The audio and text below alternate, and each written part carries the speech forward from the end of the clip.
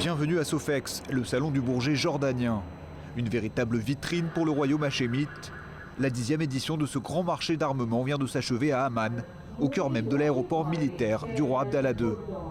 Cet événement sponsorisé par la monarchie se veut d'abord un tremplin pour la coopération régionale. Pour cet événement annuel, il y a plus de 600 délégués qui viennent de 59 pays. Ils sont ici pour échanger sur de nombreux sujets et aussi pour partager des nouvelles technologies. Inutile de chercher des représentants israéliens dans ce salon. Ils sont évidemment persona non grata.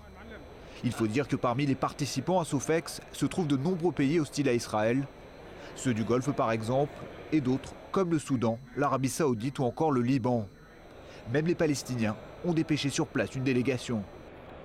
Côté jordanien, le discours officiel se veut pourtant feutré.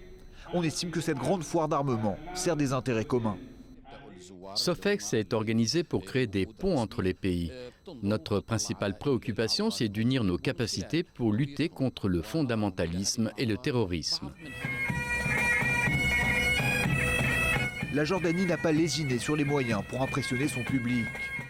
2 modèles de son tout nouvel avion ravitailleur AC-235, fabriqué conjointement avec les États-Unis, ont été exposés sur le tarmac. 3 jours de salon qui ont souvent tourné à la démonstration de force. Sous les yeux de son Excellence Abdallah II et de ses invités de marque, l'armée jordanienne a fait étalage de ses capacités en matière de contre-terrorisme.